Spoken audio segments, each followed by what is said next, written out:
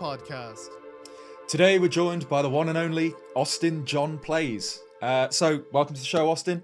As usual, we're going to start with a little bit of a Zelda interrogation. We're going to ask you a couple of questions, kind of Get to know you. Get to know you, get the gist of your We'll judge history. you on what your favorite Zelda game is. I'm just saying this now. There will be judgment. Yeah. So now we'll start with, what was your first Zelda game? What got you into the series to start off with? I grew up a real poor kid, so my first real home system as a child was the N64, and with that, Ocarina of Time. Okay. There you go. Yo, welcome Easy to the answer. club. You're part of it. Yeah. That was our first one as well, actually. Okay, so that's your first, but what is your favorite? My go-to is always saying Majora's Mask. Before Breath of the Wild, Majora's Mask. Okay. And then That's a solid Breath of the Wild and Breath of the Wild $70 DLC are also fantastic experiences, but that's not a Zelda game. That's a sandbox game with a Zelda theme on it that I also love, so I love them equally but differently. Okay. Out of the two, just out of interest, because I know Luke and I differ on this, where Luke kind of, your opinion's more that Tears of the Kingdom almost invalidates Breath of the Wild in a way, in that because it's just a bigger, better version, kind of means there's not that much reason to go back to Breath of the Wild. I'm kind of a little bit of the other way. Like, I think they kind of do stand on their own merit a bit. What do you think about Breath of the Wild versus Tears of the Kingdom? I remember... Sorry, go on. I think the thing that I love most about Tears of the Kingdom is that if you choose to not make the hover bike, it's a very engaging game. Right, And you have to figure out how to do so many things, and then, both games have their tediousness when you have to go around and do all the signposts, and then you have to explore all of the depths. That's why you need the hover bike, and then all of those things. And when I look back at Breath of the Wild, it's missing all of that. I don't think I would ever go back to Breath of the Wild. I think I would replay Tears of the Kingdom. Nice. Okay. So you're more on Luke's team with this. It's the finished version. That's what I feel like. That's what Nintendo. Yeah, they hit the redo button, but they did make it better at the end of the day. Yeah. See, I think they just went too far with things like the hover bike and things.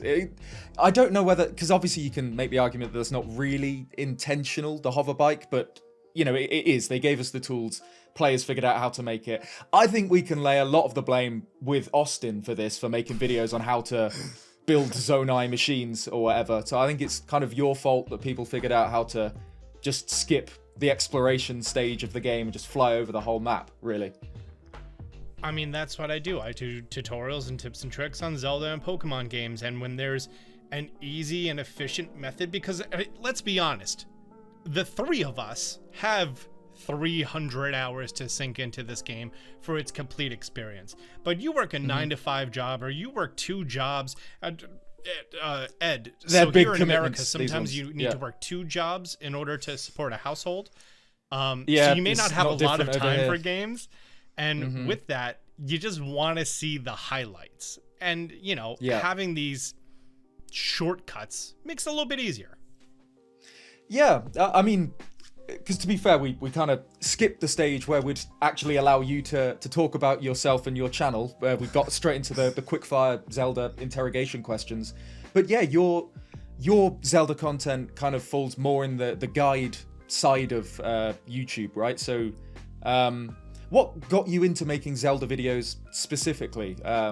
Because now obviously with the most recent Zelda games, I first became aware of your channel with Breath of the Wild because you did the same thing with Tears of the Kingdom. There was kind of quick fire videos explaining how to, I suppose min-max the game is the wrong term. That's a bit of a kind of a heavy term, but it's guides on the most efficient way to do things in the games, right? Yeah, because I have those hours to test the 5 different methods and then quirks that you're going to encounter on doing this, and that you don't... A wise man learns from his mistakes. A wiser man learns from the mistakes of others. And that's what I base my whole channel on. Let me screw up 50 times and then tell you how to do it real clean. Yeah. So is that why you got into making Zelda videos specifically? Oh, you just found yourself... no. Zelda videos were an accident. Okay. 100% Well, were an accident. How was I that? so started off- that did begin with Breath of the Wild, right? I started my channel. I was a Bethesda tuber. Whoa. And Oh, I didn't know that. Interesting. my intentions What were games doing did you start with? Fallout Let's Plays, and I had a Skyrim Let's Play, and all 4 people Nice, who yeah. watched it. Shout out to you guys. Let's go. And The then, OG fans. Yeah. And then I played Sun and Moon, Pokemon Sun and Moon, and I got a 3DS that had it pre-installed a week early. We're not talking about how that's done, but that was on there. And I learned some really cool stuff. And Sun and Moon was the first time that people were coming to the Pokemon series after the release of Pokemon Go. And I was like, oh man, I learned so many cool things that I want to like tell everyone about. So then I was going to write a Reddit post about it. Here I am click-clacking away on my mechanical keyboard because I thought I was cool. And I was like, wait a second, I know how to edit, how to do B-roll, how to record my voice on a mic. Why don't I make a video on it? And then I did. Sun and Moon happened. And then the 3DS was immediately dying after that because the Wii U has been dead. And then they were releasing the Nintendo Switch. So to diversify myself from just Pokemon, because that wasn't my intention, I started covering the Nintendo Switch stuff coming out. And with that, I got a raffle that invited me to a loft in New York where I got to try 1-2 ARMS, Switch. 1-2 Switch, Breath of the Wild, a Yeah. bunch of games. And when it came out, something clicked, man. Something clicked that it was, I don't want to do a walkthrough series. Actually, I kind of did want to do a walkthrough series, and that's what Shrine Hunters ended up becoming, where I go through how to do all 120 shrines in the game. But the series was doing so horrible because people enjoyed the sense of exploration and wanted to discover these things for themselves. So then I pivoted to doing tips and tricks, and that really picked up. Yeah, that definitely fits the kind of game that Breath of the Wild is, in that players can experience the game completely I at had to learn their the own hard speed, way. do whatever they want. I didn't pick But up on then, that if until there's Tears of something the Kingdom. specific, they'll go to you. Yeah. You didn't what, Luke? I didn't What did pick you up say? on like people probably want to explore for themselves until Tears of the Kingdom. I was still all about let me just do a playthrough. But Oh yeah, yeah. so you just kind of came into it as you played Breath of the Wild. You found magic in it. Probably like, was it similar to like Skyrim in the sense of like, you know, you were able to do whatever you want? Because I remember when Skyrim came out, it was the best video game ever because it was like you had true freedom. Did you feel that way with Breath Because it of was the an Wild? open world game. Yeah. Yeah. So would you say that's kind of what drew you into it, and you realized that it's like there's so much potential? So you weren't really super obsessed with Zelda prior to that, or like were you like a super Zelda fan, like I have to play this, or did Breath of the Wild pull you in unexpectedly? I've played all of the home console Zelda games soon as they came out and sank my appropriate 40 to 80 hours in all of the games, getting all of the heart containers, all of the Skulltulas, all of the collectibles for these games. And Breath of the Wild it's a completely different kind of game. So I have ADD, and I have a very obsessive and addictive personality. So when I'm really enthralled with a game, I don't do anything else. And then hyperfixate on whatever you're focused on at the moment. That's when I was honestly playing 17, 18 hours a day with only breaks for food, naps, because that's what sleep is when you're playing games 18 hours a day, and recording videos. And but then you can't escape it because your dream is in the Breath of the Wild world as well, right? Yeah, I've 100%. been there. So it's kind of 24 hours a your day. Game nightmares, and it's like, well, this thing isn't working. How come it isn't working? And, that's it. Yeah, it's like what's it called? The Tetris effect, where you play so much of a game, you see it in real life. But it's the same with it happened most recently for me with Tears of the Kingdom, where just the ascend ability for whatever reason, I suppose, because that's the one that kind of makes the most sense in the real world. But even now, I still find myself walking under bridges or whatever. Like if I have to get up somewhere, I'll kind of walk under and think, I'll just use a wait, this is the real world. That doesn't work. It's so hard to like. I think your biggest problem is snap how out much of that. pigeon shit you would have to go through. Yeah, right. To come out on the other side covered in it. Yep. Yeah. So I mean, we've already discussed Breath of the Wild versus Tears of the Kingdom in how they stand independently of one another. But one thing we did want your thoughts on, especially now that Tears of the Kingdom, we've had kind of, a year and a half since the game came out, and it is, you can call it the Zelda cycle or whatever you want, but it is a very kind of controversial game now amongst the Zelda fandom. There's quite a big divide still on people who love it and don't see any flaws with it. There's a lot of people somewhere in the middle that think it's some sort of brilliant but flawed work of art. And then there's a lot of people that really just don't like it.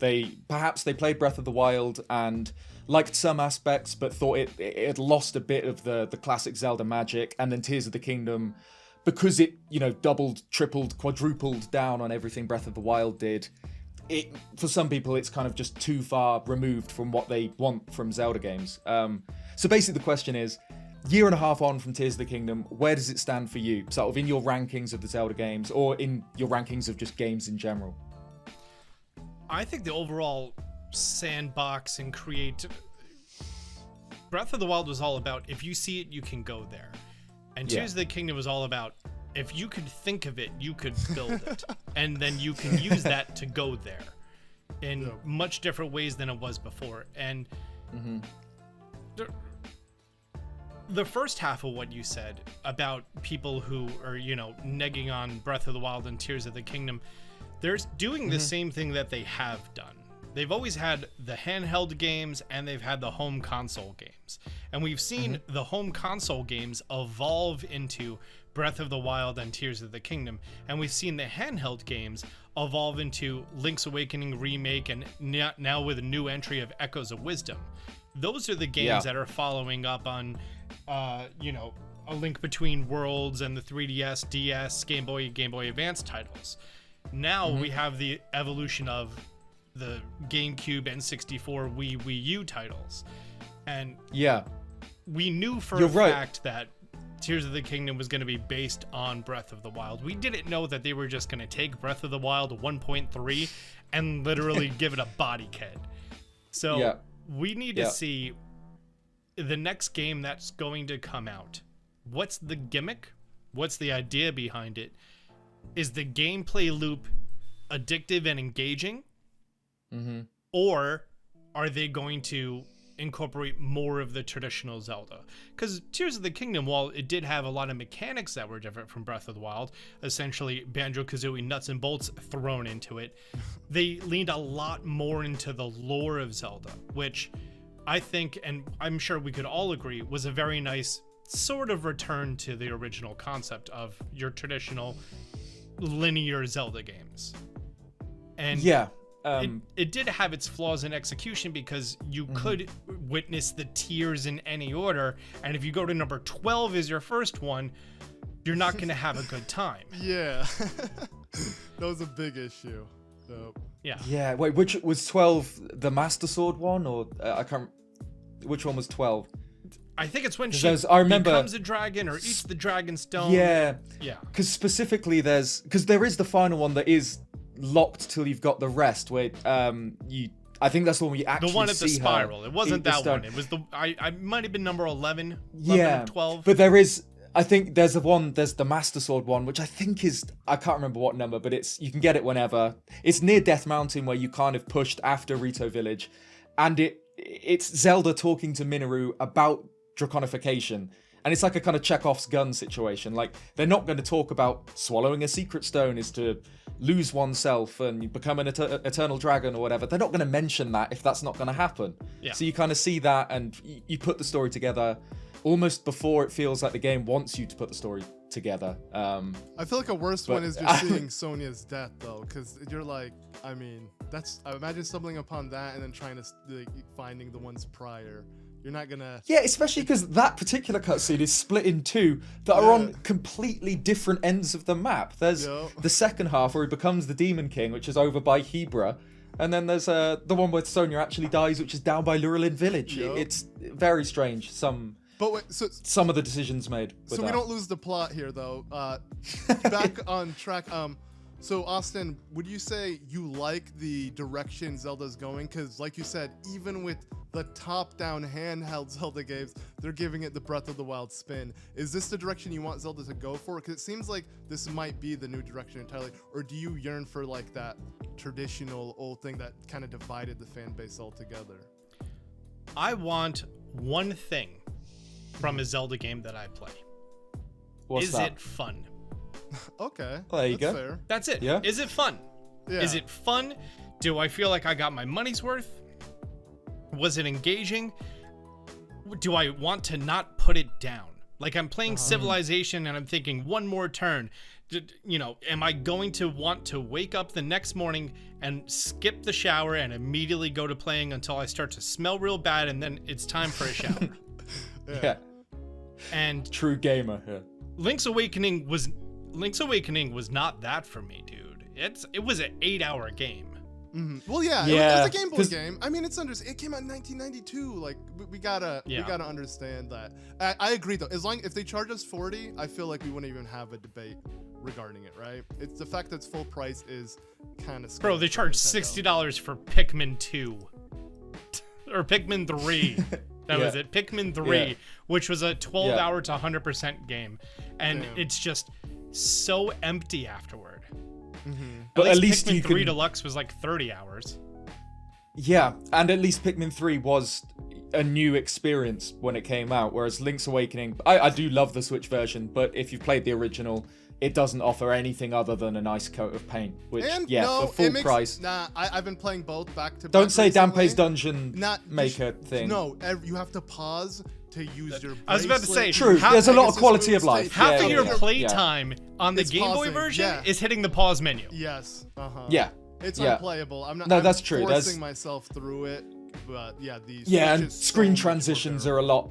True, and you know, that, that- yeah, that's huge. But The lack of those is nice. I think we can safely say Echoes of Wisdom though will be worth the $60 already from what we've seen of it. Yeah. I think it's really I mean, interesting that, they remade a game in this engine, in this environment, with this look, with this art style. And now we're getting a brand new entry altogether. It really sucks that it's like at the real tail end of the Switch's life cycle. Yeah. Yeah. And the fact that like this is the first girl game that you're getting ever in the Zelda series, and it's kind of like shoved to the side. Not a big fan of that. Yep. But same. the overall experience and the fun little takeaways from Breath of the Wild, Tears of the Kingdom that they're bringing into the game, like the new trailer, have Lionel showing up with the Savage Lionel blades. I'm like, oh, okay. Yeah. Yeah. And little things like monster camps for the first proper time in a 2D game.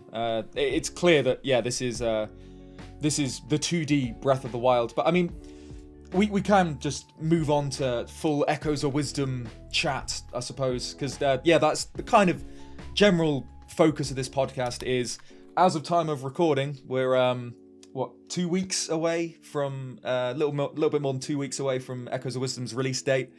So we thought, why not go through final thoughts based on the trailers we've seen, and kind of last predictions and hopes before a new 2D top-down Zelda game, which still kind of feels weird to say that because it's been so long. First of all, I'm going to cut you off, and I'm going to say something right now. Go for it. Yeah. And it might not have been something you thought about. There's something big they're not telling us.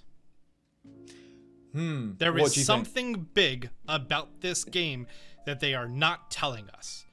Remember the depths? I remember your first time going down into the depths. You're like, oh, this is cool. And then you're like, holy shit, it's the whole map? Yeah. And they didn't even hint at this. There is something big in this game that they're not telling us. Yeah. Right. So, okay. First prediction then. What's your prediction for Echoes of Wisdom's depths twist? Obviously something in the upside down. I forgot what they call it. Still world. Still world, yeah. And something, because you have to save Link and the King. Yeah. You're probably not going to save them at the same exact time because they weren't in the same place. But possibly halfway through your adventure, you save Link. and maybe Yes. you have a first engagement with Link that's then going to be giving you the sword fighter ability. Then you have a second engagement with Link.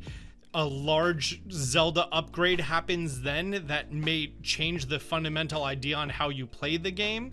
And Yeah. it's very I like wonder them if to we'll give us get- doctored footage of you being in the upside down with a level 1 meter on your Yeah. little sword ability. Yeah. And I then, wonder if we'll get a an archer Zelda ability, because with the mysterious sword is what gives Zelda the sword fighter ability, which is this weird. I don't want to say the word, but Zonai-esque sword that Link's holding with the spiral hilt. And that's what gives Zelda the sword fighter ability. But we also see at the start of the trailer he has a new mysterious bow, which is what breaks the crystal and lets Zelda out at the start. So yeah, Austin, if you're right and we encounter Link multiple times throughout the game, I would put money on the next ability being something to do with Link's bow. True. or a playable Link. Yeah, no, I'm hoping Or just a fully as playable a Link. bonus Yeah. like a bonus to beating the game, maybe like New Game Plus or Hero Mode, whatever they want to call it. Yeah. You play as the hero. Yo, Hero Mode would make a little more sense, actually. Yeah, I'm actual thinking that hero there's mode, yeah. that maybe like the last dungeon or going to save the king or right before the king, you're finally able to fully liberate Link, but he can't leave the dark upside down place yet, and then it becomes a two-player interaction on how you're going through and how you're controlling both characters and how they're working together. Kind of remember the heart mask quest in Majora's Mask, where you Oh, have where the you top half and control the bottom half, and they have to work Cafe. together to do stuff. Yeah. Mhm. Oh yeah. Yeah. What if the last Yeah, I dungeon suppose is that- something like that? Yeah, it's something that the Zelda series doesn't do too often. Yeah, Majora's Mask is one example. Can also think, Makar Medley from Wind Waker off the top of my head, Yep. of like small periods where you control another character temporarily are quite rare in Zelda games, but it would make sense here, especially if through sword fighter ability you're getting not a tutorial, but you're getting getting you're acclimated learning to the how to controls. fight of Link, right? Yeah. So yeah, if you did get a Link section towards the end, that'd be amazing. So I think it's extremely likely that we begin the game as Link during that strange Really? section we saw in Nah. the reveal trailer. I'm almost certain that that's How it's gonna be that's like- the case. like- I think we How in Tears of the Kingdom you had 20 heart Link or 30 heart Link for the first 5 minutes, and then you didn't. yes. Yeah, just to tease you, and then you lose it all. And you can never get it again. You can never get up to that many hearts and stamina wheels at the same time. I always called it the Kratos effect, because at the beginning of every God of War game you have to strip him of all of his abilities because he was too powerful. That's true. Yes. For me, Yeah, I called and it the Metroid effect because Samus goes through the same thing. Yeah. I didn't play a lot of And it Metroid, happens- but I did play a lot of God of War. It happens a couple times in the Zelda series, but it's often never explained between games where all his items and things went. It's only really dealt with in like Majora's Mask, where he, leaves Hyrule because of a strange series of events, being sent back to his kid body, then falling into another world. Is kind of enough to make he's lost all his things. That's fine. But then Then there's again, other games that these are the only two direct or some of the only direct sequels that we've had. there aren't that many. But what if Yeah. this one isn't a sequel and this one it's a new timeline? Because maybe this Zelda doesn't know Link. Because at least the Zelda No, design. you're is right. Yeah, new. Zelda, at least at the beginning of Echoes of Wisdom, doesn't know who Link is. And I don't know whether that's because she's never met Link before or for she's the lost player. a memory. I think it Yeah, makes or much it more just- sense I that... think it could be playing safe for the player. Like, who is Link is just maybe the I think- player doesn't yeah. know who Link is. We've, I'm, Tears of the I'm, Yeah. I'm not much literally of a retconned. Zelda. I'm not much of a Zelda theorist. I never want to step on Ed's toes here, right? He has his side of the fence. I have my side of the fence. We might lean over to one to the other, but we aren't. I'm Yeah. not stepping over there, right? Yeah. I honestly don't care about a timeline. I don't care how Okay, these games yeah. are going to supposedly happen 1,000 years in the future or past. It bears absolutely no effect if whether I enjoy the game or not. Yep. Yeah, having that little nod of information there is kind of cool. Or, if they're directly referencing each other, knowing that one happens after the others is kind of neat. I don't Yep. personally need this to be. I don't need this thumbnail put between other thumbnails. Know what I mean?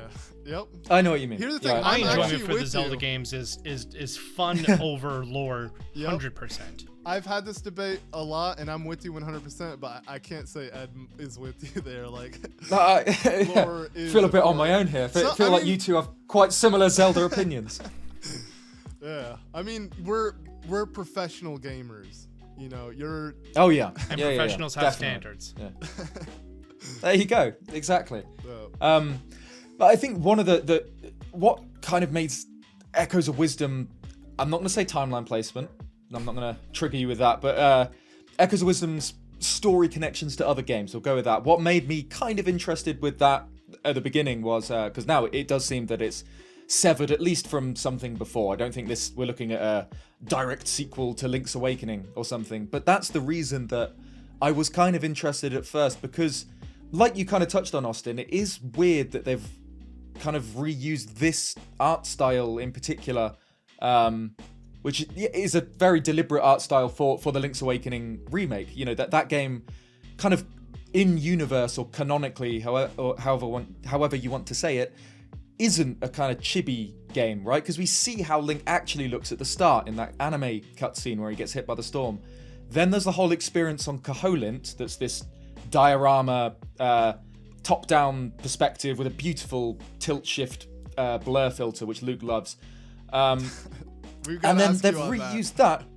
We've reused that for Echoes of Wisdom, which is strange. That I think that art style fits so well for Link's Awakening because of the story of that game. Because But it's it a dream seems and strange. it's not real. Because it's a dream and it's not You real. think Zelda's There gonna you wake go. up at the end of the game and be like, oh, none of this happened?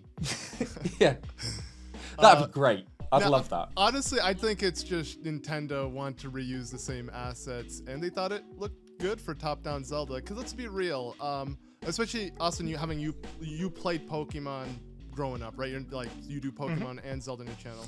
So, you know, growing up playing Pokemon, when you looked at that marshmallow style, you know, simplifying it in modern terms, you would say that Link's Awakening kind of looks like what you imagine those games to look like, right? I feel like that may just be the extent of it. That Nintendo thought this is how the top-down games would look. They'd almost look like little diorama toys. And there's really nothing deeper behind that. It's hard to do the 2D art style modernized. How Right? do you do it? You Pokemon either- Not like Pearl and Brilliant Diamond, Shining Shining Pearl. remakes are a good example There of you how go, they yeah. butchered it. Yeah. But I mean, that had nothing to do with the choice for the direction of the art style. Mm-hmm. That, you know, the fact that There's they more went the for this execution top-down, rather than the idea. That honestly was kind of like an evolution of where they ended off with the 2D series, like playing black and white. It kind of was that same 30-degree angle. Yeah. Yeah, and I kind of found it a bit jarring when I first played the Diamond and Pearl remakes that there's kind of two art styles. There's the super chibi mode when you're kind of in the overworld. Then there's a slightly more normal proportioned mode when you're in battles. But that is how it was in the old where Pokemon it games. looks like Let's Go Pikachu and Eevee. Yeah, it looks amazing. Exactly, but Yep. that is kind of how the old Pokemon games were, right? You, Yeah. you get a chibi sprite in the overworld, but when you battle, you have a more proportioned sprite for your trainer. It And does that's make sense. I how don't they think it was modernized it. executed particularly well. I think, you know, I don't think anyone would disagree with me that Link's Awakening looks better, but we just need to ask the question. Me and Luke have had a bit of a falling out about Link's Awakening and Echoes of Wisdom. We both love how the game looks in almost every way. So, you know how, because it's this tilt shift perspective, it means the very far end of the screen and the close end of the screen, the top and bottom, are blurred. You know what I mean? Yeah, the depth of field effect. Or Yeah. the bokeh. What do you think? Yay or nay? I think Link's Awakening wasn't meant to be viewed that way, and they just did their best with the You tools they agree? had. Okay. So, you're telling me you're agreeing with Luke again, are you? Is that what you're saying? I mean, the fact that it's depth of field, it's honestly, it's not even where your eyes are focused. Oh, then okay. That's So- exactly, that's my point. Oh, then you're on. It's off, it's in the background, it's blurry. Your eyes can't see that good. You don't know what's 400 Yeah. meters away. No, the only time it bothers me is when it obscures like a rupee that's about to like get cut off the screen, or if this camera stops following Link, like you reach the edge of the map and you literally Link is blurred. That rarely happens, but it does happen, and that's why it bothers. I just want it to be like a feature you can remove in the settings. I think if they one of the things I would have loved, it's probably not going to happen in Echoes of Wisdom, but just like Animal Crossing, flicking the right stick up and down lets you go between 3 different viewing angles, one being almost a full direct first on character, the second being that That'd be 25 cool. 35 degrees, and the third being very far away. Having that angle would be nice to experience. That way you can pick and choose which one you want. But also, we're playing this game on a tablet from 2016. Yeah. Yes. I think because I played the Echoes of Wisdom kind of a preview event. I got about 90 minutes of the game, so I didn't see huge I'm amounts. Celtic. But I was invited to a cool thing by Way to Nintendo because flex, they man. like me. Screw you, Casual Austin. flexing. There's no way to say it without flexing. It's cool. Yeah. No. I'm just busting your balls. For those So, of you who but don't know, Zeltic and I, we go back like cars, like seats in minivans. Yeah. I've never heard that expression before, but So- yeah, it makes sense. You Yeah, never heard that expression? No, it must be an American thing. Because Well, the I seats haven't heard it. move back, so it's just an expression like they typically go back a lot, and then minivans are really good for Oh, one thing, so you I thought happen it was- to do that with your seats a lot. There you go. I thought it was just there was more seats. There was like doesn't matter. But anyway, okay. So I played a little bit of Echoes of Wisdom, not loads. I got through the first dungeon, so I didn't see anything that wasn't showed off in the trailers. But what I did see that obviously you can't really get a feel for in trailers is performance. And I've never been a particularly technical person when it comes to games. There's far better channels for, looking at game performance. I'm sure there probably is a video now that I'm not aware of that looked at the frame rate of the Echoes of Wisdom preview event, because I know there was a similar thing. That sounds like happened a with Tears of the Digital Kingdom. Foundry job. Sounds exactly like a Digital Foundry job, yeah. I didn't notice myself any frame drops or anything, even when there was a lot of kind of pretty crazy things going on screen. So I kind of hope that the Switch, as this is the final Zelda game on the Switch, I kind of hope that this one kind of sneaks in without feeling hindered by the Switch, because I think Tears of the Kingdom is some sort of miracle that they managed to get that running on the Switch, and I will never ever not be impressed 100%. by the sole fact that it runs on the Switch. But you do get that niggling feeling playing through it that it would be just a better experience overall if it was on a different system. It feels kind of like I don't know the word, but restricted. It feels trapped on the Switch. And I kind of hope, at least from the tiny bit I've played, and maybe it'll be the case, that won't happen with Echoes of Wisdom. It won't feel restricted by the system it's on, which, as a kind of swan song for the Switch, I think would be cool. To be So I don't fair, know how much you... Sorry, yeah, no, go on. most of the Switch games that are small environments run very well. Yeah. Link's Awakening, the Luigi's Mansion series. Did you play Luigi's Mansion 3? The best, it's gorgeous. easily the best Yeah. graphics on the Switch. Gorgeous, yeah. Yeah. Fantastic visuals. You don't know that it's running on a Switch because they're simple shapes, but they're detailed environments. And because you're not seeing far away, and they're not having to rely on, modern stuff like culling or, how to render things that are far away in the distance, simple, they don't. Here, Yeah. maybe, the bokoblins that are in the distance are running at 2 frames per second updates, but you don't see them because you have that depth of field effect on. True. There you go. And Yeah. that's something very See, prevalent Luke? in Xenoblade games, which are also technically first party. I guess Monolith Soft is second. I'm not entirely sure, but either way, Yeah. those are like, main Switch games, yet they suffer from issues like that. So it wouldn't surprise me. And plus, Echoes of Wisdom is going to have a lot of like DIY stuff where you can build your own thing, you know, have bombs explode, have things just go off to where maybe there might be some lag. I hope not, but Tears of the Kingdom showed us that there can be plenty of that unexpectedly. I mean, Breath of the Wild, you needed how many arrows and enemies on screen before the game started breaking? Oh, before you started becoming a floating head in the inventory screen Yeah. and things like that. And I can't remember, but it wasn't crazy amount, especially if you used like 25 electric or 30. arrows or something. Yeah, it wasn't hard to do. So yeah, hopefully, But you know Echoes what? of Wisdom doesn't struggle. Those are models that are rendered, that have trajectory, and aren't designed to exist in the world past when they hit their target. And now it's a live, living model, the same way that that bokoblin over there is shooting things, taking up the same amount of memory. And then once you have essentially 50 enemies on screen, it's going to cause some performance issues.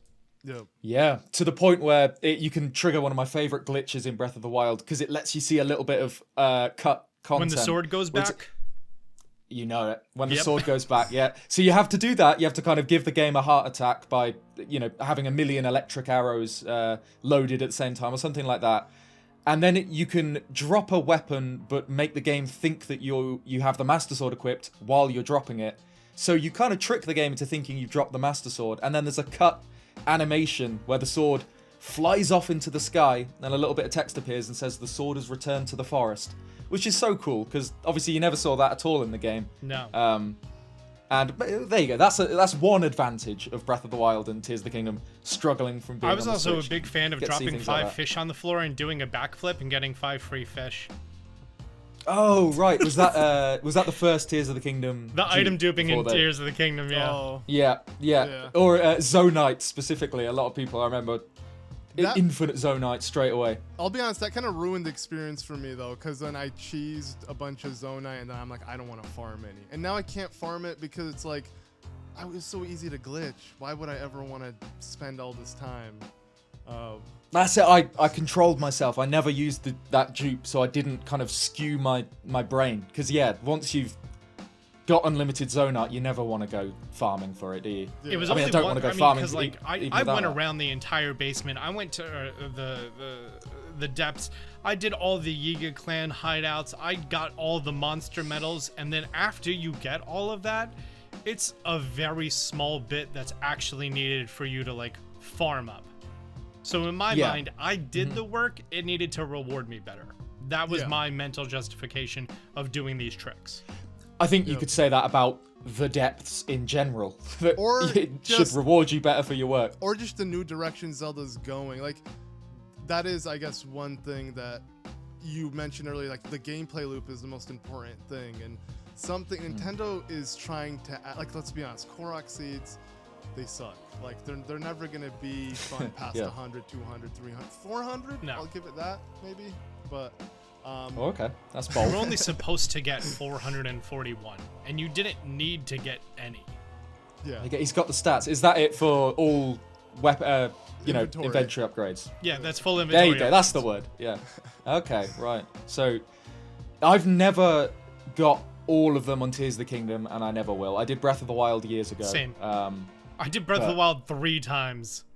Wow. Okay. Listen, do you have like some sort of the reason I don't Breath know, of the Wild hatred for yourself? Or? the reason Breath of the Wild was a more enjoyed game than Tears of the Kingdom is because there was nothing out at the time, and that was the beautiful, beautiful soft drink in the middle of the desert.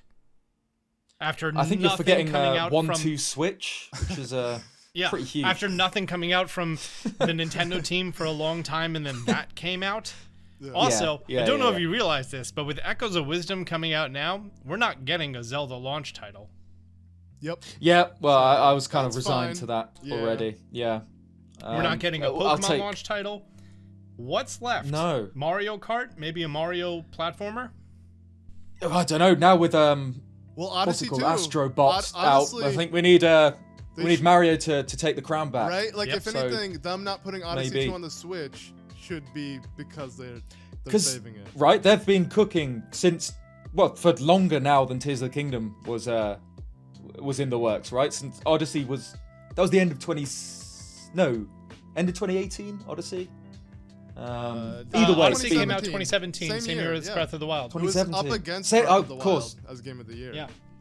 Yeah, that was a stacked Game Awards. But yeah, so there you go. It's been 7 years since then now, Yep. which is unbelievable. So what I think, whatever we see, this isn't a Mario podcast. We'll get back Super onto Mario Zelda, don't Odyssey worry, sold 28.21 million copies. Breath of the Wild was Huge. 32 million copies, very comparable. Tears of the Kingdom came in at 20 million copies. Yep.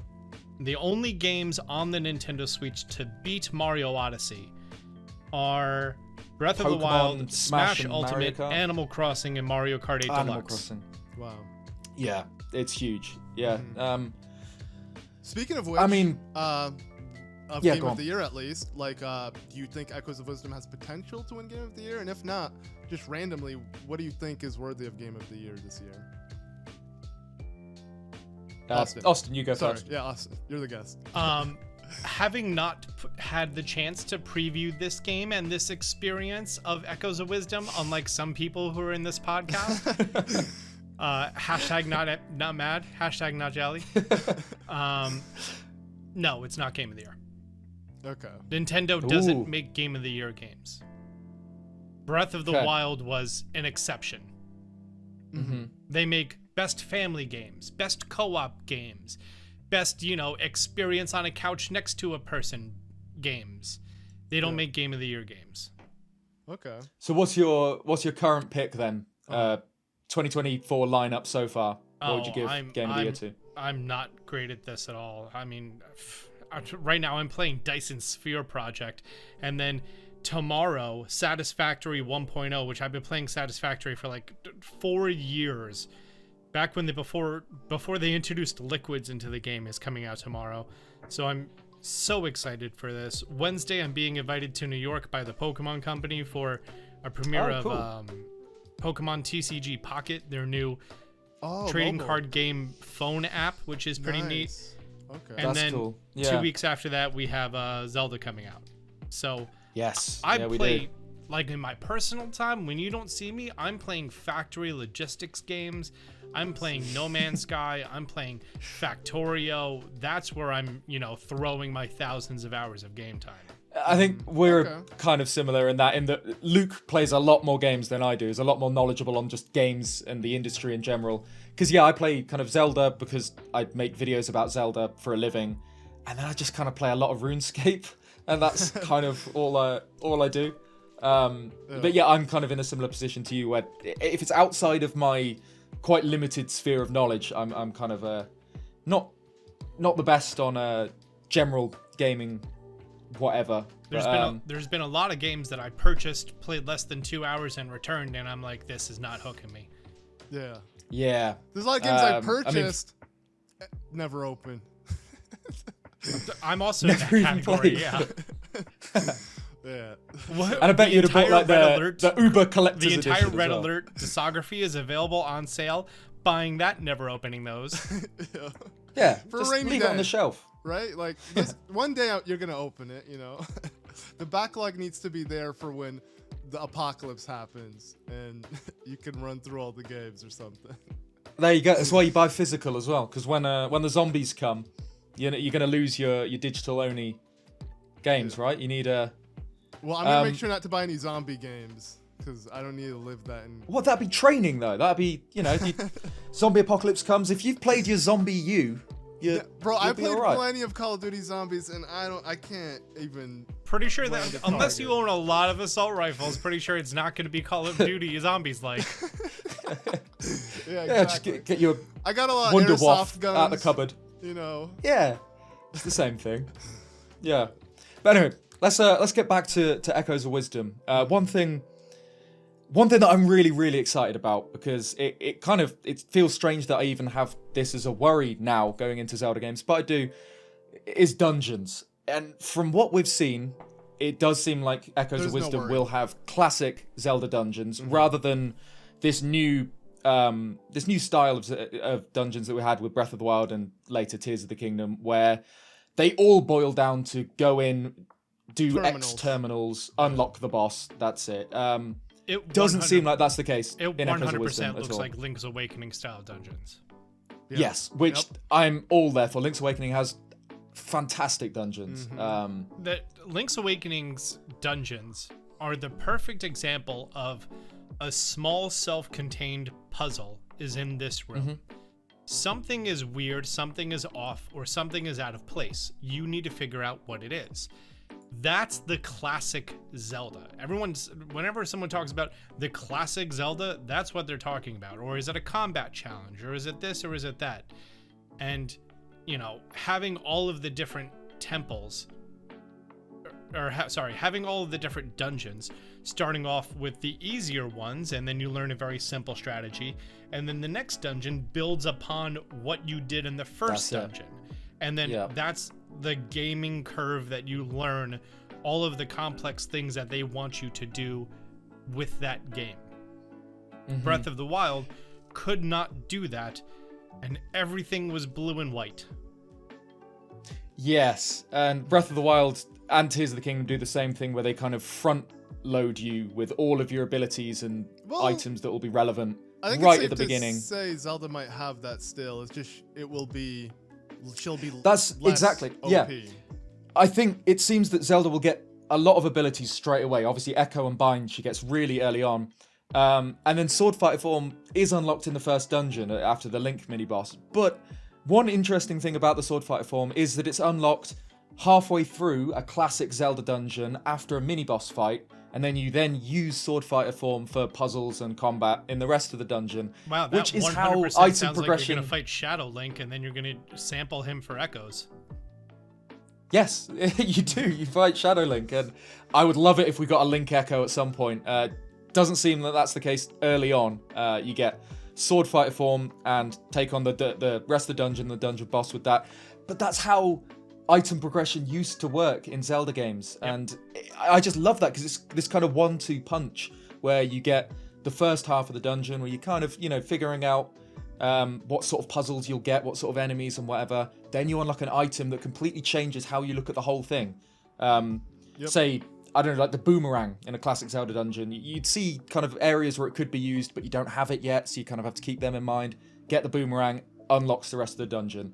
And obviously we've only seen the very first, the beginner dungeon of this game, and perhaps it isn't classic item progression because this is more of an ability that obviously will then stick with Zelda for the whole game.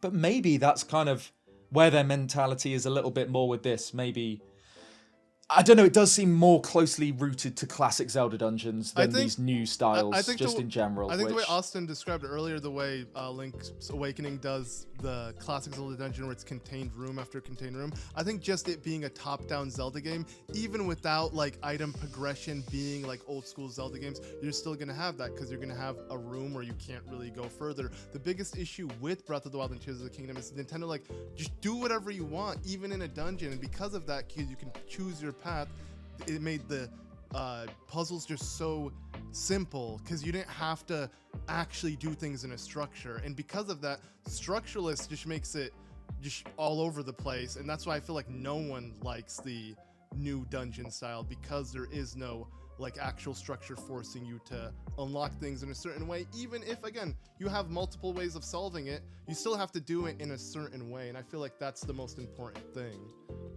which thankfully we're getting. Granted, I also really enjoy like the hard cryptic shrines in Breath of the Wild, like like the two at the top of the star one. Dueling Peaks. Yeah, I knew the ones you were gonna say. Yeah, and it's like it's the constellation one again. Yeah. Yeah. I agree. Mean, that's something I really want Zelda to do more of. I want it to be so cryptic. You gotta search Austin John Plays or Zelda Bastard. You know what? I also want that too. Yeah. I'll never forget. My channel blew up because I was going with some friends to Vegas for a few days, so I pre-recorded a bunch of videos.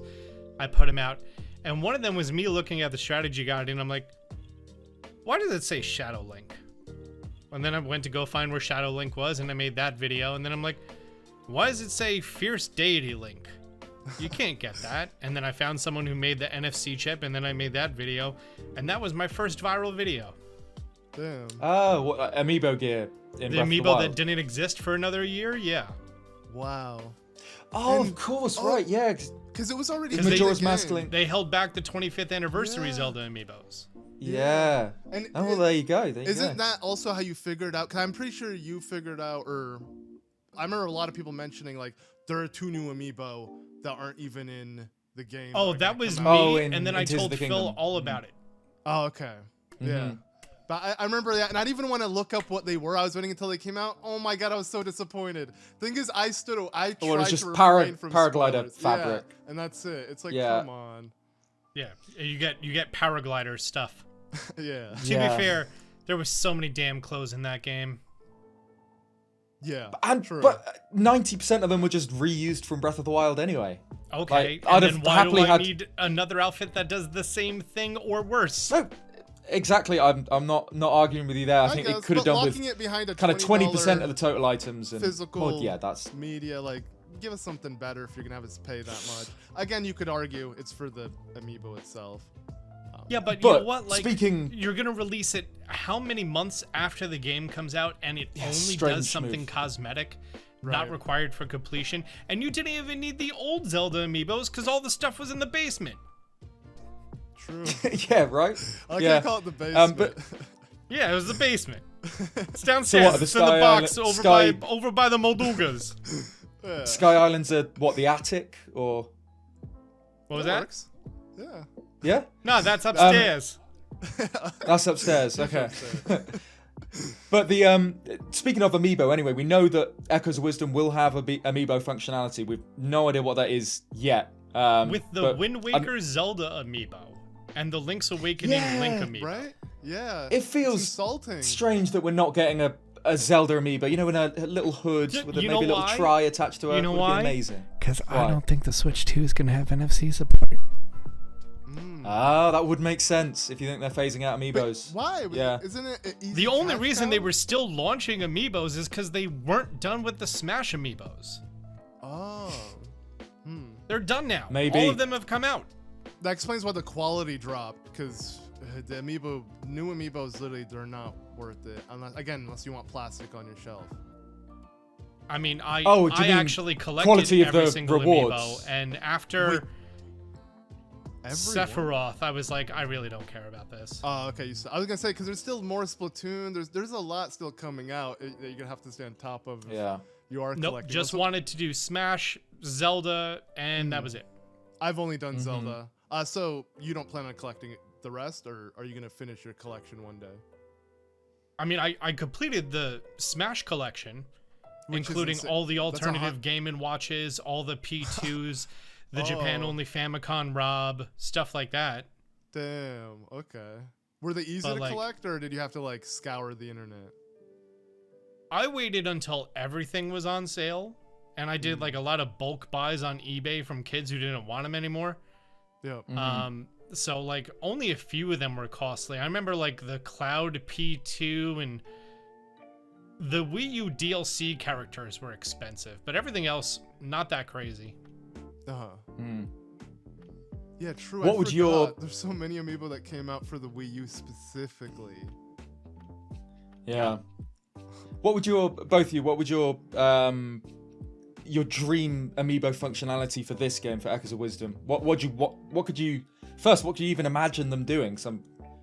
I mean, best Did, thing that they could do, easiest thing that they could do, you scan in the various Zeldas from the different games, and then that unlocks different outfits for you. Yo, oh, that 100%. Yeah. That's what I was hoping.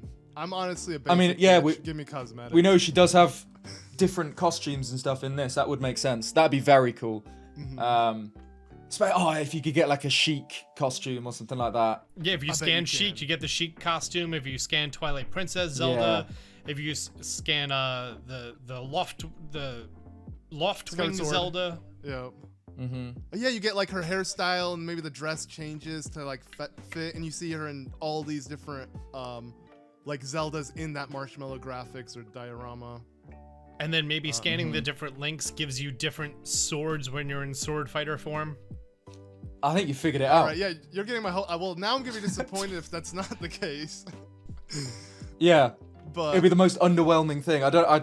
standing think of young what Link, they'll you do get with the it. little Kokiri sword, you're like, oh, shit. yeah. That'd be dope. Actually. But I don't know. It's I can't. What did Amiibo do in Link's Awakening? I can't remember. Didn't they unlock have any rooms amiibo. for Dompe's thing? Oh yeah, just literally room designs. That's why I don't true. remember. And that's the Right. same because I never, you know, The feature that no one did? right? But that, Yeah. I bet you there would have been so much potential if one thing. I'm sure you can guess what that is. It wasn't tied to Amiibo. You could just upload it online because imagine. Oh, people, what your own dungeons? Yeah, imagine that would have yeah. been Link's Awakening would have been Dungeon Maker or whatever, you know, you Mario Maker With a Dungeon little Maker, right? quest on the side. Yeah, Right? yeah. But If you would have they did focused that. more on that. I know, Yeah, but, it's I mean- very strange. So there's two ways to do it. One of them is for you to actually copy the code. The problem with copying the code is it requires a lot of characters for the specifics on what happens inside of the rooms. Right. Like variations of the rooms in the order, so on and so forth. And breaking that down to a 12 or 16 digit hex code, very difficult. And then, or the other option is the Mario Maker system, but you have to have a whole server side set up for that and a whole social side. And Zelda's never been a social thing. True, and it being No. a back end thing that isn't even a part of the main game, I guess. Yeah, that makes sense. Well, it's Yeah, sad it did that feel like it's money that an stopped afterthought. Nintendo from doing it. Because I'm not lying, if there was, I bet you that would have added some longevity to the game. But yeah. Being But able to, I mean, that's to be fair, the Dungeon Maker wasn't that complex. it wasn't. no. It kind of felt like an afterthought. It really did. It kind of felt like they almost tried to do a Dungeon Maker, but stopped before it actually developed into anything worth playing. Because it was, you know, it was the biggest addition to the game that isn't quality of life, but it was just completely underwhelming. Maybe I'm You I mean just wonder the if thinking we'll only get, addition because to it the would've- game? Oh, wait, what? I said, you mean the only addition to the game? Yes, basically, yeah. Well, I do wonder if you're we'll right. see They even removed, Echoes of Wisdom with something similar. but they even removed stuff like from the DX version. You know, there was no pictures. Oh, I was like kinda the camera disappointed. mode and stuff. Yeah. So you're right. Like it was. The Well, only they didn't addition say they with were some- remaking Link's Awakening DX. True. No, they Okay. still they included They the color weren't dungeon. Though. They remaking- were gracious enough They to were do that. remaking Pokemon Diamond and Diamond and Pearl. They weren't remaking Platinum. Platinum. Exactly.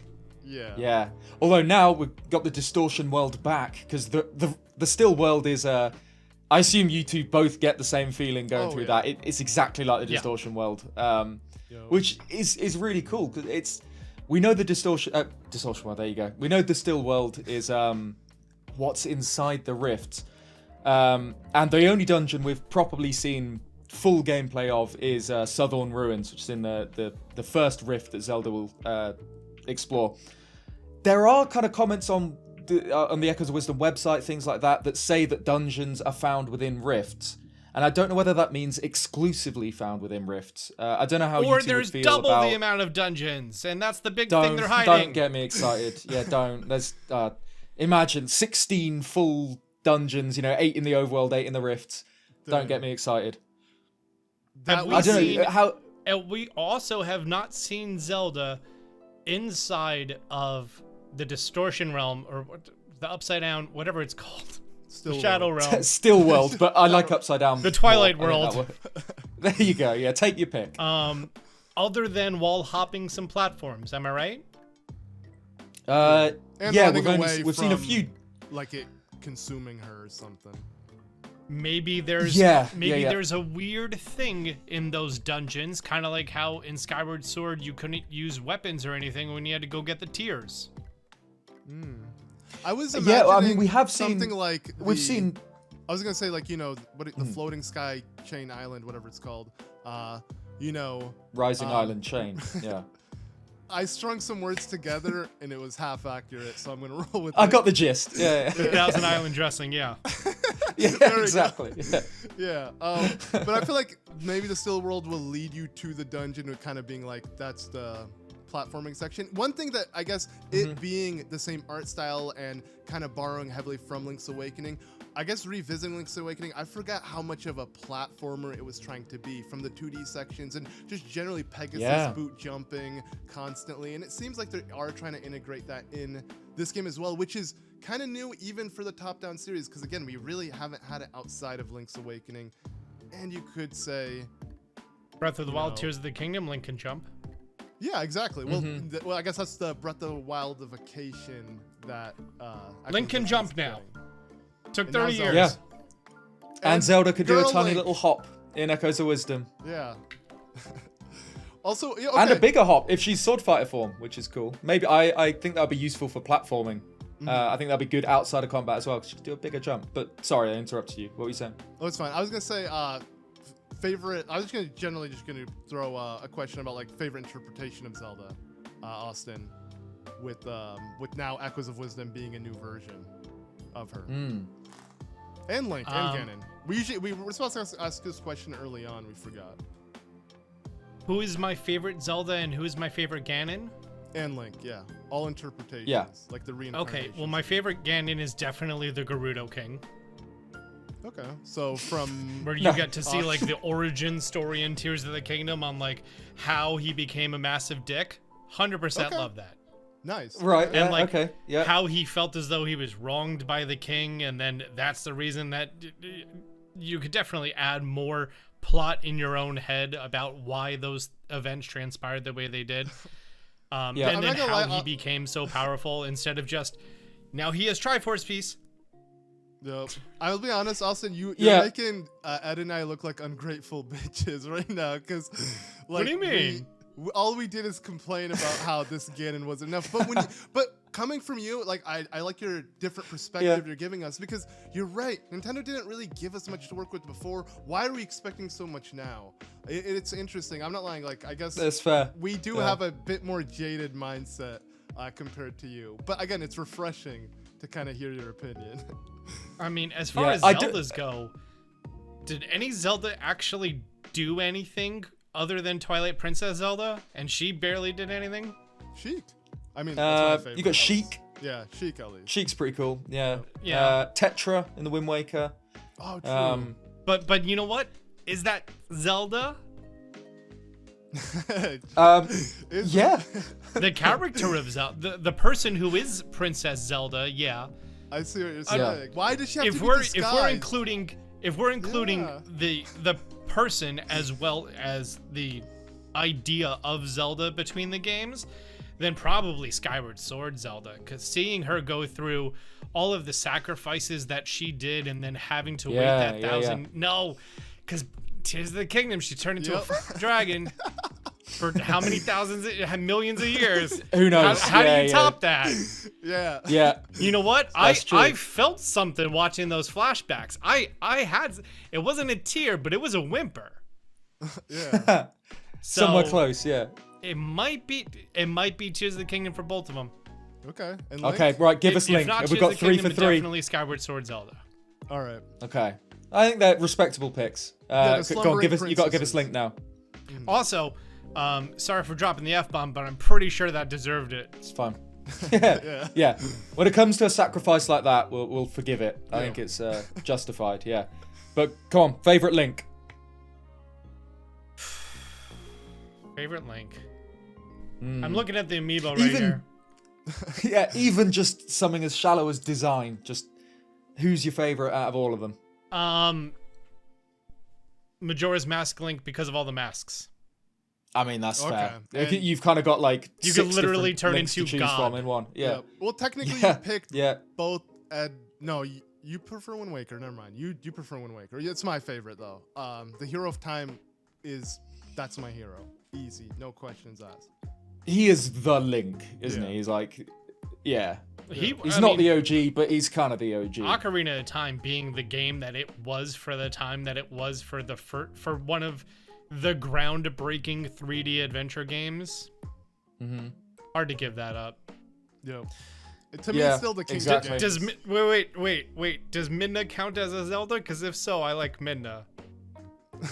I don't think I can give Midna as a Zelda. If we're talking just is Zelda a princesses, Navi? then you can have that. Like if you're talking Is Twilight Zelda- Is Zelda a Princess, Navi? we can Zelda argue is a that. That's Navi and it. a Fee, right? I mean, sorry. Midna is a Fee and a Navi. Yes, yeah, a companion. We'll But go with Austin, that. I should correct you now. It's Phi. I had to. Oh teach yeah, you. I've learned the errors of my ways. I'm From not the allowed original to Hyrule say Warriors, fee anymore, it Austin. was He'll tell you off. It was spoken to us, and we must follow the. I don't know where I'm going with this. You know what? When I did my walkthrough, I probably said it right, and then that just got erased from my brain a little bit. I do remember Deku instead of Deku. I still say Oh, Deku. well, that's something I mispronounced then. If that's if that's how and it's said. Kukos. Oh, me and Luke were just talking about this. Yeah. Oh, so no, and I'm wait, wrong. what is it? I would, but Okay. They're Kukos? Kukos. It's Italian. Kukos. Oh, Oh. I always thought Italian? Kakus, Cuckoo. Are they Italian? Yeah, I don't know. Well, I don't know about that. 'Cause Now one this thing- podcast just devolved into us just making chicken noises at each other. Yeah. Insert the Arrested Development clip of "That's not the sound a chicken makes." I would say Job's my favorite out of like the chicken sounds. Which is yours? Yeah, isn't it like a or something like that? Have you seen? Did you watch Lego Masters? Yeah. No. He's starring it. He's literally the host. It's so weird. He is a fantastic host. Yeah, no, I'm Breaking not the hating. fourth wall and being engaging. Yeah, it's a little cringe sometimes, but he also calls himself out for it. Plus, he's Lego Batman, so he Yep, has I mean, the it's a right voice. to do it. Yep. He has an amazing voice. Yeah. What's Yeah. his name? The actor's name is. Um, I'm just thinking Why of th- Job. I can't. That's all. Joe Bluth. Will Arnett. There we go. Yeah. Yo, if Will Arnett was the voice of Ganon, too bad. We can't even have that debate anymore. No. If he played Ganon in the Zelda, Zelda movie. There's the There Zelda you go. movie. What do you think of the Yeah. Zelda? And do you want Will Arnett to be a voice for a character? That way You've kind of loaded the question a bit there. Well, I wanted to be on theme of what we were talking about. Yo, we weren't pivoting for no Yeah. reason. This was all planned. Oh yeah. So you can say what you want about this podcast, but it's always thoroughly thought through. Whatever we're about to say. We're 3 steps ahead. Screw you, Nick. There you go. I don't know. I hear Ganon in my head as a large stature man, maybe voiced by a black guy, big vibrato, big bassy, boomy voice, like scary and intimidating. Unlike how Jack Black tries to like throw a Bowser inflection in his voice in the Mario movie, I feel like it needs to be like a wholesome, like you need to have the fear in his voice when he is screaming. Do you have an actor in Yeah. mind? No. Oh, okay. Well, No. Yeah, hopefully- 'cause as long as you don't especially say when- The Rock, that's No, absolutely not. Okay, good. I was Good, thinking of there you Idris go. Elba. I mean, Knuckles sounded pretty fierce, but maybe not fierce. Yeah, enough. and also Great Idris example, Elba yeah. is physically imposing, right? He's 6'3", built massive. Let's be honest, he'll be It's- CG. again, because that's the thing, because obviously this is a live action film. We don't quite know how live action, but I assume you need some CG to realize Ganondorf. But yeah, like you said with Jack Black, Ganondorf. no, Ganon, yes. Ganondorf, no. yes. I mean, I don't know. Still a little bit. I think maybe. a bigger nose, green skin. If they're going with green, it really depends. on Yeah, what but like Ganondorf would Jack get. Black's Bowser, I like the voice, but obviously it's an animated thing. Jack Black just provided his voice. There's none of his Unlike the actual Minecraft appearance. movie. let's not even get into that. But Ganondorf, because it's live action, even if it is kind of mocap or whatever, you still need the actor to embody that. Like you said, you need to be actually afraid of him. Yeah. Otherwise, the whole character just won't work. So yeah, we need someone. Maybe even like a genuinely Josh intimidating. Brolin type. Right, yeah, because I mean, I don't know how tall Josh Brolin is, but they made him massive as Thanos, but he can sell the fear. You're afraid of Thanos. Yeah, maybe it's not so much about physical then. Even If as it's also Cable, he was mocap, like but dark and grudgy. that's it. You just need someone who's, I don't know, brings that. authority and I really, like really, if really Ganondorf's doubt on that they screen, would like choose an Middle Eastern actor. Even though why? that would be more true to For the idea of Gerudo, the that'd make Gerudo. the most sense. Yeah. Yep. But I Yeah. can't think of like I don't know. like AAA or A-list celeb. I know I said AAA. It's like a video game. A-list Like I said, celeb, yeah. Middle Eastern actor. That could do the Yeah, role. But because they maybe will have to be true. choosing. Who's AAA also like listers. large and fearsome and I'm thinking like like the Great Khali, like the WWE Yeah, wrestler. He's like 7'2" or something. Rip. I'm pretty sure he killed a guy by slapping him in the ring, which that's Ganondorf. yeah. But I don't want like that, like just because he has the stature that he can play him. Because, Arnold Schwarzenegger, don't get me wrong, amazing for the Terminator. But if we're going to have someone just because he's. They need the range. Yeah, he'll need the range as well. I don't want Ganon to be like, Link, We I don't will need a kill movie you. star. We need an actor. Yeah, exactly. Exactly. Yeah. Which I mean goes for all three of them. All three of the main trio. Any one of them, if they get Link, Zelda, or Ganon wrong, the film kind of breaks. I have a feeling we're not going to. Link is going to be a not known person. Yeah, I kind of hopefully. hope that's the the best case. bet. Yeah. Honestly, don't give us Yeah. Tom Holland, please. Yeah, No. I've said before. I think my dream Zelda movie would be completely unknown. I think a child actor for Link, if they're doing sort of a Ocarina of Time-ish story, because obviously I don't think they'll follow the games, but I think a young Link, like the Harry Potter films, obviously completely unknown child actors who then kind of grew up alongside the role, and you can only see Daniel Radcliffe as Harry Potter, you can only see Rupert Grint as Ron Weasley. It's the same with this. Any other actor, you'll just see the actor rather than Link, because Link is such a blank slate of a character. I think the way to do it is someone that we just don't know. I agree with you there. And one of my favorite things to do. Also, he can't speak. Yeah, I think he has to. He might have I don't to. know. Unless they have Navi or whatever, like he has a fairy companion do the heavy lifting, that could work as well. Please not Navi. Or speaking the whole if he's film. journeying with someone, not Navi, but like, a proper companion. Saria, yeah, or something. Yeah, I think the best way is he should. I think he will have to speak for the movie to work. Yeah. But I think he needs to be stoic. He needs to be man of few words. Yep. He shouldn't be. I don't want him quipping. When he kills moblins, I don't want him like, doing like a Legolas Gimli kill competition or something. He needs to be very conservative with his words and. Or, think of like all the flashbacks in Breath of the Wild when you had the 4 champions and Zelda and Link all walking around. How Link not talking wasn't a problem. Yes, because they exposit the story for you. Yeah. Mm-hmm. And they're having the banter back and forth. The Link would essentially be the Groot of the Guardians of the Galaxy. True. Yeah. I am Link on loop. Hiya. Yeah, there you go. Don't need anything else. So, I mean, obviously he does have to speak because you can't really just do an entire movie like that. You have to sacrifice the idea of what Link is for it to be an enjoyable movie. Yep. Yeah. And that's what it did That's with it's Mario. a tough and line for luckily, them to tread. It didn't ruin Mario. Like, even though Mario was Chris Pratt and he spoke a bunch and, I think he was Italian fine, accent, yeah. it did work. So, as long as they do it right. And everyone gave them a problem about dropping Charles Martinier's voice as being the Mario voice, but I don't want to sit through an hour and a half of that. Yeah, imagine. Yeah, I do get it. Also, yeah. if you only use this voice, how could you show a range of emotion? You can't. Oh my God, Peach, she's a dead. Woohoo! True, yeah. I do want to see a cut of the Mario film where you, specifically, Austin, has dubbed over Mario's lines. In your Mario accent. I think I'd pay a lot of money to see that. Hang on, Mario movie script. Oh, it's happening now.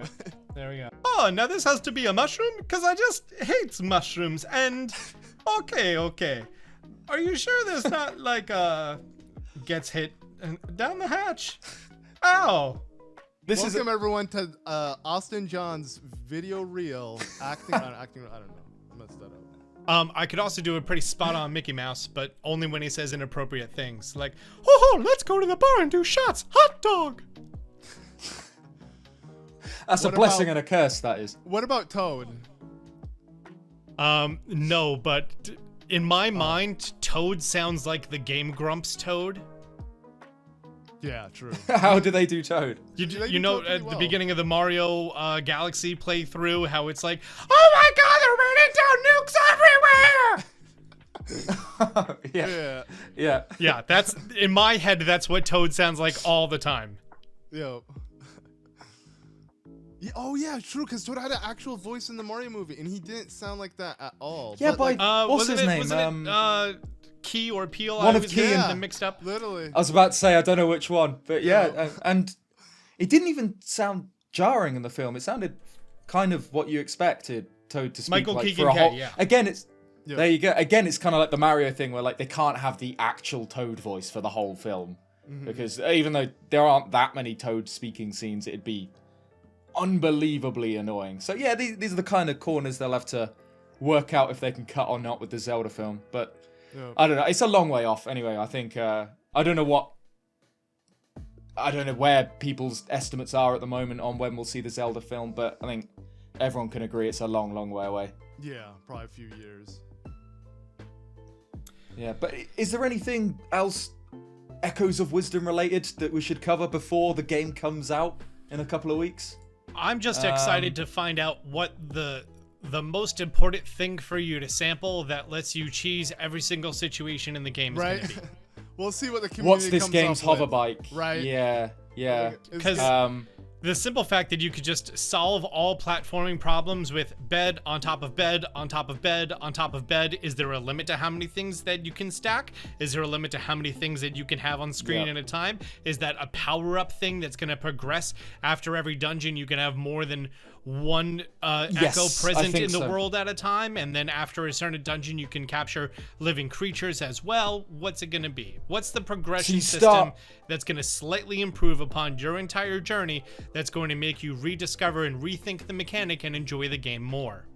I'm sure the That's Zelda it. So team we start- is like looking up and down to find whatever it is, but you give it to the hands of a 5-year-old, and somehow they're gonna figure out something that the team could not. They'll have figure figured out the shortcut. Yeah.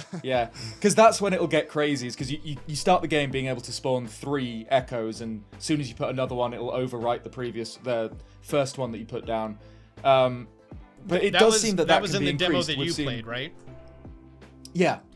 So You we don't know if started with that's 3. actually just a segment of the game or something Yeah. that they gave you with more No, it's for sure abilities for the that beginning time. of the game. Are you sure? Because remember, It's Ed, for sure you the didn't beginning of start the game. off on the Great Yeah. Plateau with the champion tunic, but everyone assumed that was gonna be the case. No, but this is the start of the game. I'm sure on that. There's a section that I don't know. There's the section with, Link and Ganon at the start. But Zelda from the dungeons, yeah, she has the limit of 3 echoes as soon as she meets Tri. But that can be increased. We've seen trailers where she's got 4 triangles following Tri. Even more. So I assume every dungeon Oh, would the give little you an wispy extra bits triangle. around it.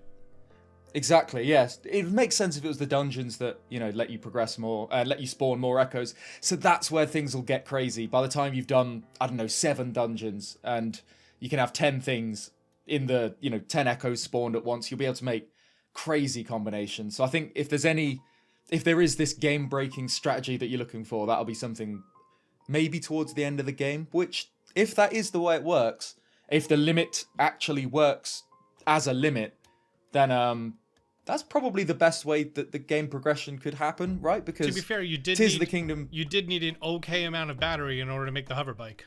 Yep. Yeah, You needed like it's true. 3-4 battery meters worth. Otherwise, yeah, it dies very quickly. But still, there are ways to get around it. It's not particularly Yeah, efficient. for doing things like backflips large. and then eating the cores. Yeah. Yes, they. What?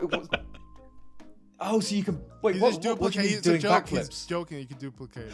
Oh, Yeah, okay. the I was giant thinking Zonai you're on cores the that bike, fully you recharge backflip. your battery or whatever, or supercharged it for a little bit. Oh. That it did, yeah. It made it not run out for a little while, which is it's The crazy. hover bike flew over your head, Ed. Yeah. It. Shut up. You know what? Ed's over here. He's dropping a bird thing, and then when the bird thing runs out, he's dropping a bird thing, and then when the bird thing runs out, he's dropping a bird thing, and that's how he wants to play the game. And there's nothing wrong with That was, yeah, just slightly more inefficient. But at least from what I've seen at the moment, it kind of feels like Echoes of Wisdom won't be as easy to break as Tears of the Kingdom, which, since they are doing the sandbox style again, that makes me optimistic that we'll have the ability to do whatever we want, solve puzzles however we want, but not maybe to the extremes that Tears of the Kingdom. I feel like we can't confidently say anything yet because this game is no, of course I can't. Yeah, of course. To be broken in the sense of giving the player this much, that's the reason why games are limiting. The designers don't want to sit and what happens if you do this? What happens if you do that? All these sorts of things. And again, whatever team is playtesting it, they're never gonna have the same creativity and thoughts as everybody else playing it. And for the first 25 years, when Link couldn't jump, they didn't need to worry about these things. Yep. Yeah, exactly. And now the philosophy is kind of figure it out yourself. Yep. People will find stuff. At least to me right now, we don't know. Obviously, game's not out, but it feels like you won't be quite as godlike powerful as you were in Tears of the Kingdom. Maybe just because Tears of the Kingdom is, much more sandboxy. It's a 3D open environment, whereas Zelda's abilities are crazy, but it's still, top down. Your movement's limited. Hopefully it won't be as easy to just skip things. My entire time playing Tears of the Kingdom, the one thing that went through my head was, well, fuck around and find out. Yeah, I mean, that's what the developers want. Yeah. That's what they hang on. We'll use a clean version for the takes so you can edit this and just F around and find out. Okay. Yep. I'm going to keep both. Austin, did you get the Lego set? The Zelda Lego I set? do this thing that when something I want is announced, I think of a price in my head, and that's the buy it now price. Yep. If it's above that, it's the add to cart price, and if it's really above that, it's the add to wish list price. I was like, you know what? 180, 200 is the buy it now price. 250 is the add to cart. 300 is the wish list. It fell into the wish list. Yeah. Especially because I'm gonna have to buy 2 of them. Right. Yeah. I'm with you there. I haven't purchased it myself yet because I'm gonna spend $600 or even just $300 on. It is ridiculous. It's hard. On Lego. Yeah, sure. I have money to spare when it comes to Zelda, but it's like, come on, Nintendo. Come on. It's plastic. You cannot do anything with it outside of literally leave it on the shelf. I'm hating on AMIibo. This is even worse. You can't even scan this. Yeah. But I'm excited for it. I mean, I guess then, Ed, you're the only one who has it. Yeah, I mean, it's cool. Yeah, but I do agree the price is crazy money. But I don't know how expensive it is in comparison to other similar Lego products. Lego is ridiculous. I think per block. I think the Mighty Bowser was 200, 220, or I do have Bowser, but I got him as a gift. I don't know how much he. The Mighty Bowser MSRP is at 270 and is constantly on sale at 240. What about the NES one? Okay. Do you know how much that cost? Because that might be worth 300 because that. I bought that one cool, and I do like it, and it also moves. It's so cool. Yeah. Yeah, with a little winch. Wait, so is that more really expensive or less expensive than the Zelda one? It's definitely less. Definitely what? less. How? Yeah. That's $261. Wow, that's ridiculous. Yeah. It should be more, or just Zelda should be less. I think it's because of the gimmick, the 2-in-1 gimmick, which kind of sucks that it makes it more expensive because you can't build both. It's just kind of extra bits that you won't be able to use. Because if you build the Ocarina of Time Deku set, you do get Link's Treehouse, but you also get the Master Sword's pedestal. And then if you build the Breath of the Wild tree, obviously you've still got Link's Treehouse. So, you do get a bit of the other set, sort of, even if whichever one you build, you get a little bit of the other. But still, it feels like they're using the 2-in-1 to justify the money. With the 3 mini worlds is 200. Yeah. So do you think it's a Zelda premium price tag that you should know Zelda fans will do anything, or? Well, I think it's Lego and Nintendo, together. Obviously, it's expensive. Same with the Mighty Bowser and stuff. But then I think the 2-in-1 gimmick is what's pushing it over. Yeah, I would think agree with that. They're kind of justifying that they're selling two sets for the price of one, even though that's not really happening. Yeah. So I don't know. It's cool, but I don't know if it's worth that much money. much But is it is a Hogwarts? very, Sold me very on cool it? set. Hogwarts they is make- 470, and that is a massive Whoa. set. I remember that as a kid as like the Lego set. Like that was the. I never I got had it and I built it, and it is. Oh, really? It takes I up always 2 wanted it. shelves That in a and the, display cabinet. That and So the it Death feels Star like you're in were always Hogwarts. kind of like peak Lego. The Death Star and the Millennium Falcon, yeah. Yeah, and what was the other big one they did? Star Destroyer, and I wanted all those. You know but yeah, what that's would have cool. probably sold me on the Lego was if they Yeah. at least incorporated like one of the designs, at least Link, to have the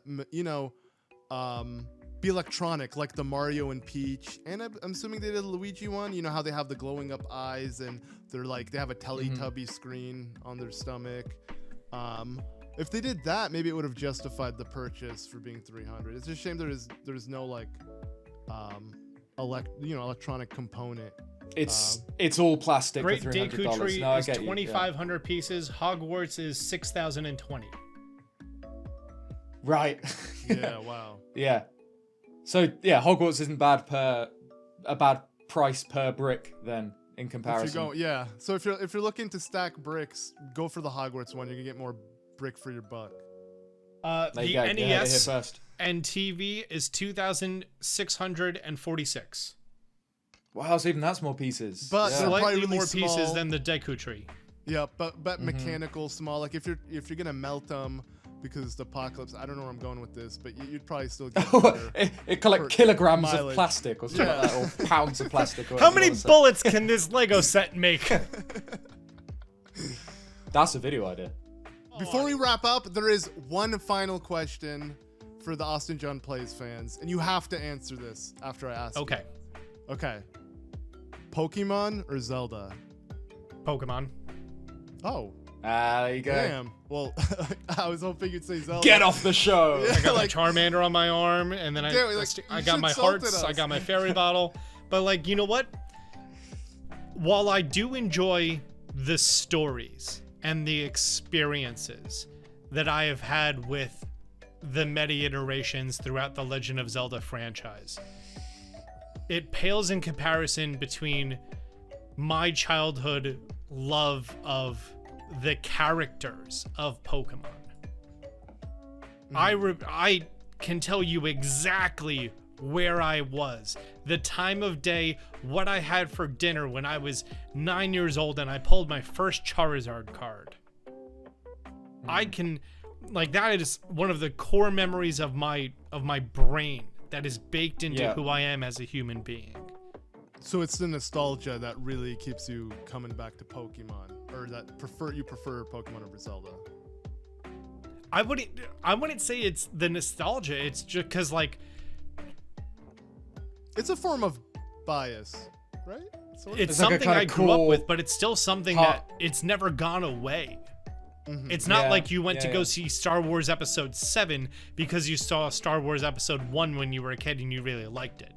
That's nostalgia. Yeah. You would go see the Super Mario Brothers movie because of your constant exposure to the franchise.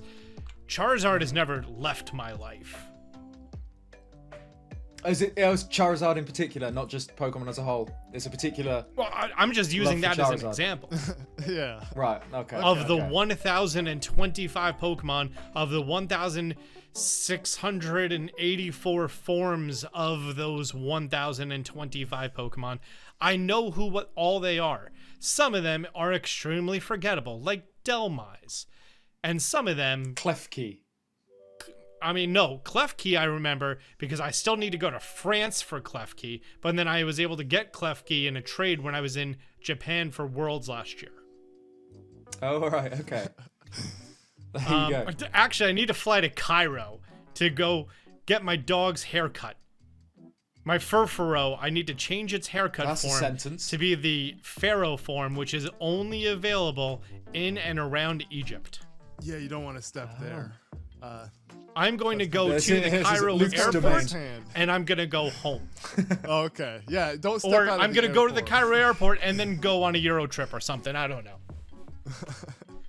Yeah. It Okay, actually so- was part yeah. of my idea before Portugal to go to Cairo and then go to Portugal. Damn. As So a flight to Cairo specifically for Pokemon Go, layover, and yeah. then Yeah. And there's Which- nothing fair to enough. see. Which there. is so far out of the way, by the way. I don't know if you know geography. Yeah. That is not a direct route from Newark. yes, Yep. yeah.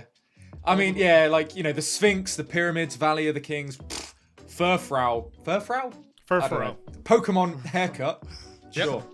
I mean, it's cool. No, I I'm like going to do the it in the idea. airport and then get on the next flight. Yeah. You could Connect to there's the no way you airport can, like, Wi-Fi. trick Don't the even buy the GPS. eSIM for Egypt. Yeah. Use the free Wi-Fi, then get back on the plane. Yeah. But what wasn't back in the day? People could like change their GPS location just like by hacking and like force themselves to go. Or like Oh, VPN you could. it. or I something. could do that, but that's But you not don't- the same. That's not legit. I see. You want to. Do you know why? Why? Because of something I was told when I was a kid, that I gotta catch them all. There you go. Yes, that's the real reason. Wrapping it up. All right. Yeah, I mean, so thank you so much, Austin, for joining us on this episode of the Zeldudes podcast. Let everyone know who you are, where they can find you. much said I'm it. Austin John of the YouTube channel Austin John Plays here on the Zeldudes podcast. I do tutorials and tips and tricks of AAA Nintendo titles, mostly of the Legend of Zelda and Pokemon franchises.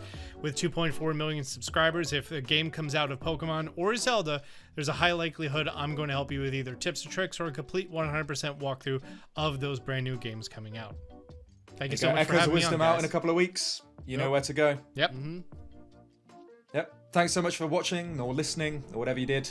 We'll see you in the next one. Cheers, guys. Bye. Peace. Don't get on a bomb plane.